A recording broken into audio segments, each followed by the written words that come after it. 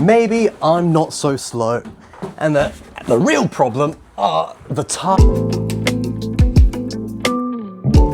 When my dad and I bought this BMW E36, it came with rain tires, which are fantastic for driving in the rain, but not much else. So we have bought some new Yokohama tires and we have a new objective. Can we go faster than 3 minutes and 12 seconds at Snetterton Circuit? Don't laugh. In the new tires instead of the old rain tires. Is there hope or is it cope? But before we unbox those tires, there have been a few problems. Firstly, the BMW that tows the BMW needed an oil change. And instead of spending even more money, we elected to do the oil change ourselves, which was surprisingly simple to do. We bought a vacuum pump and stuck the hole down the dipstick hole and pumped it a few times. And like a fat kid drinking McDonald's Coke, it was gone in minutes. However, the other problem that we ran into is still a bit unresolved. But we can distract ourselves from life's problems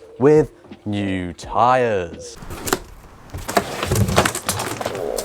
But again, we just know nothing about it, do we? The tyre that we went for was the Yokohama Advan Neova AD08.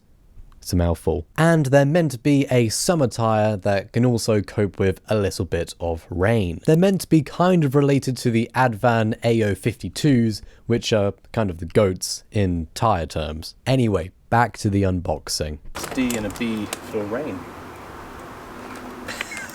It's a steep learning curve. It does it all. Are they all the same? They are all the same. If they're not, we're in trouble. Yeah.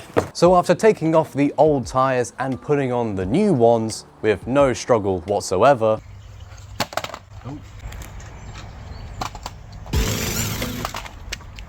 why? God, that's gone. So, normally this bit isn't meant to be loose, and it's coming loose whenever you drill, even though it's clipped in. The actual plastic little thingies have snapped. Not a good advertisement for Sealy. No, sorry Sealy. So with the tyres finally changed over, with help from the garage Whizzy Wheels, we headed for the 2 track days that we would be doing, Donington and Snetterton. Except this didn't go to plan, because at Donington, disaster struck for our car. Oh, please don't be us, please don't be us, please. There he is! Sorry, I bombed it. No, it's fine. But there was coolant, or we think coolant, everywhere. I think it's come out of here. Yeah. Yeah, what a shame. We had a coolant leak, which meant that coolant was going everywhere in the car at quite a rapid rate. It's like having a leak in an aquarium, but you don't know where the leak is, and in a matter of minutes, all the fish aren't going to be swimming, aka disaster for us. So we retired the car early to prevent any more damage from happening. But we did find out where the leak was coming from the next day. I think we found out why now. It's a silicone hose split, just there.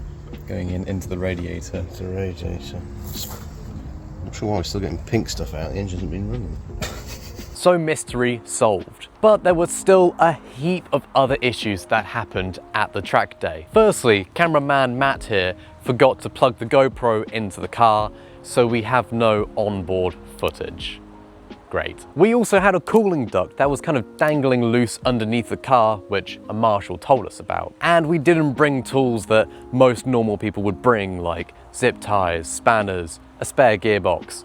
Basic necessities. So next time we are bringing the whole workshop with us. And so after we got the tube taken out of the car, we were running back on track, but we weren't able to get the tyres up to temperature. With most tyres, when you heat them up to the right window of temperature, you get more grip and more performance from them, which we weren't getting because we were too slow. The new tyres are definitely more grippier than the old tyres, but we're just not making the most out of the new tyres. And the cherry on top of this disaster cake is when we packed up in the evening and we're ready to get home, we're tired and we just want to get home.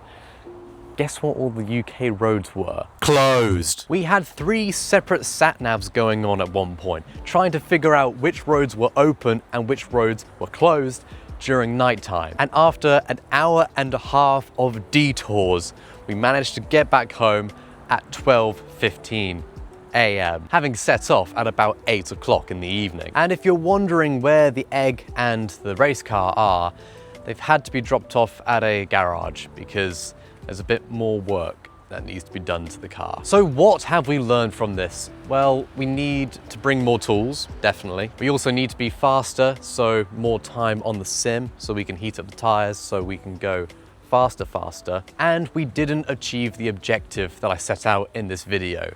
So I've wasted your time. Yep.